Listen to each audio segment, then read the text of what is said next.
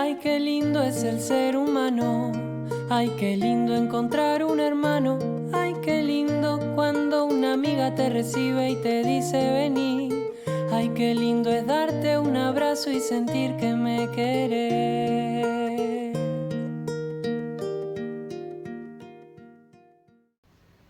¿Qué tal? ¿Cómo les va? Nos encontramos de nuevo en la serie Perspectiva Esperanza. En esta oportunidad quiero compartir con ustedes una breve reflexión sobre el tiempo de la Reforma protestante o evangélica del siglo XVI. La sociedad en la cual Lutero y después otros seguidores tuvieron como marco escénico para el desarrollo de sus ideas y propuestas innovadoras del cristianismo occidental. Cuando Colón llega a América, Lutero tenía 9 años de edad, y este descubrimiento le permite a grandes potencias de Europa desarrollar sus comercios marítimos, especialmente Inglaterra, España, Portugal y Holanda. El nuevo continente americano es considerado como una tierra soñada para la explotación de los recursos naturales, y la población autóctona es tomada como rehén de las grandes potencias europeas. Y asimismo se dará la explotación de los esclavos traídos del África. Mientras tanto, en Europa se van desarrollando observaciones y estudios de astronomía, de geografía, y alguna élite intelectual incluso llega a admitir la esfericidad de la Tierra. Nicolás Copérnico elaboró la teoría del sistema solar con el Sol como su centro, no la Tierra, y se desarrollan también estudios de los minerales, de la medicina y de la química. El médico español y teólogo Miguel Servet descubre la circulación de la sangre, y por sus ideas antitrinitarias y en contra de la creencia cristiana de la divinidad de Dios en 3 formas, Servet será quemado en Ginebra, la ciudad de la Reforma calvinista. Se van inventando también distintos instrumentos para la navegación y se diseñan los mapas geográficos. Es el tiempo de Leonardo da Vinci, gran genio de la pintura y también diseñador de muchas máquinas. También lo es el tiempo de Miguel Ángel y de Rafael. La imprenta de Gutenberg se va a desarrollar cada vez más. Los largos viajes marítimos van proyectando el comercio internacional de una manera mucho más frecuente, extendiendo así el mundo conocido por la Europa de antes. Los estudios de la filosofía, de la literatura y de la historia a cargo de los intelectuales llamados humanistas van tomando distancia crítica de la Iglesia y de la teología, en el sentido de pensar de manera más secular, más independiente de la Iglesia. Y además se distancian de la Iglesia en cuanto a las prácticas de esta con respecto al uso de los bienes y las actitudes demasiado mundanas de una buena parte del clero y los intereses materiales del catolicismo como poseedor de muchas tierras. Pero también proliferan los libros de espiritualidad, las biografías de los santos, la veneración de las reliquias religiosas. Y asimismo, por otro lado, existen los conventos y los monasterios que propugnan la vida de un cristianismo a fondo para aquellas personas que se proponen vivir el discipulado cristiano de una manera autónoma con respecto al resto de la sociedad. Existen las peregrinaciones religiosas y hay un alto grado de pensamientos supersticiosos mezclados con doctrinas cristianas.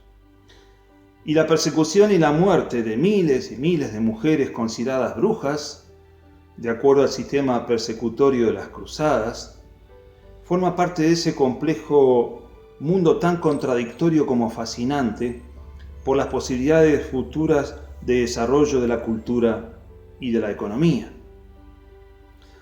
En Alemania, antes de la iniciativa de Lutero, hay unas cuantas traducciones de la Biblia al alemán. Los príncipes y los potentados alemanes van financiando la construcción de templos, de hospitales y casas para huérfanos. Y se cuenta que 1 de cada 9 alemanes en aquel entonces pertenecía al clero, es decir, tenía un vínculo directo con la iglesia de su tiempo. La reforma en Alemania irá de la mano del apoyo de algunos príncipes al proyecto de Lutero para transformar la iglesia en doctrina, en culto, en educación y también en la ética personal de sus fieles. Martín Lutero se convirtió en el gran referente de lo que una buena parte de la sociedad en Alemania sostenía, por la crítica a las injusticias económicas y la opresión social al pueblo. La protesta de Lutero contará con buen apoyo de profesores universitarios y de académicos y también de la clase media alemana. Comienza a perfilarse el capitalismo con el protagonismo de los bancos y la sustitución del trueque por el uso más corriente del dinero.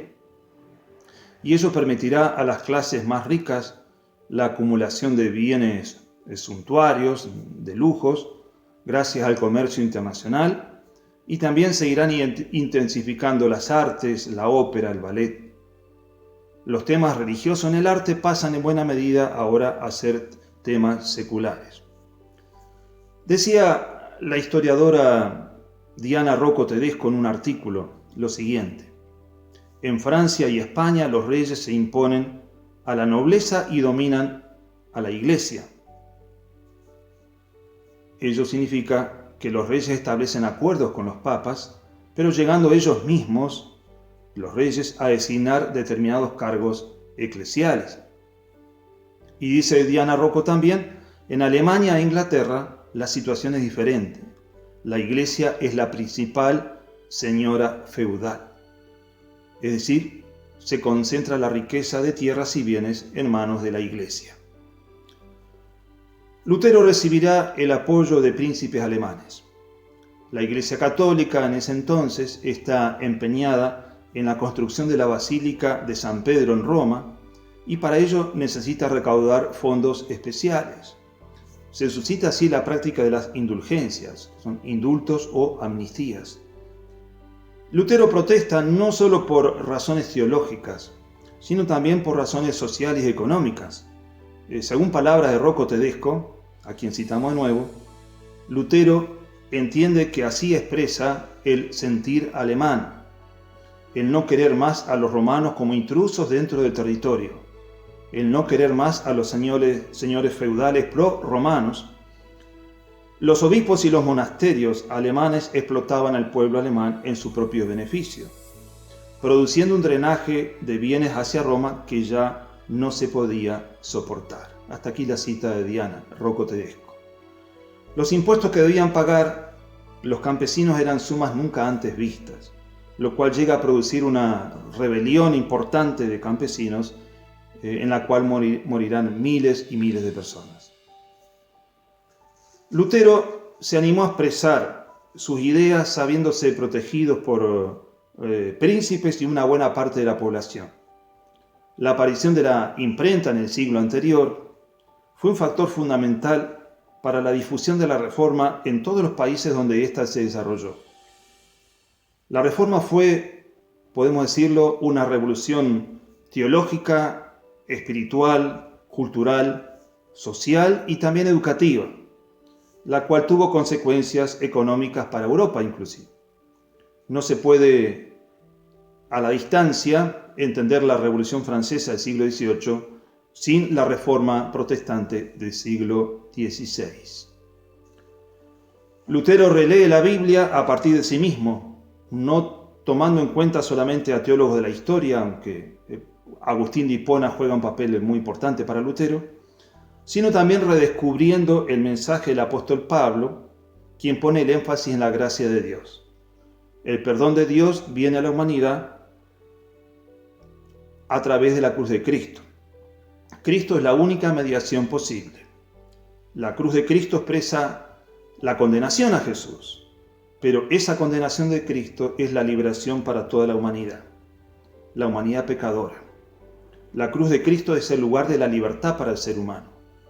La injusticia de la cruz, que significó para Jesús, condensa la justicia de Dios para toda la humanidad. Y esto se acepta por fe, por la confianza incondicional en Dios y en Jesucristo. Entonces la salvación no está en los méritos personales, sino en Cristo. No es por obras, sino por fe.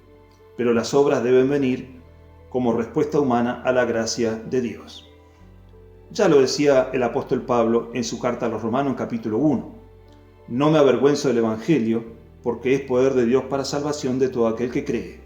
Y más adelante dice, porque en el Evangelio se revela la justicia de Dios, que de principio a fin es por medio de la fe, tal como está escrito, el justo por la fe vivirá. Que tengamos una excelente jornada. Hasta pronto. Ay, qué lindo es el ser humano. Ay, qué lindo encontrar un hermano. Ay, qué lindo cuando una amiga te recibe y te dice vení. Ay, qué lindo es darte un abrazo y sentir que me querés.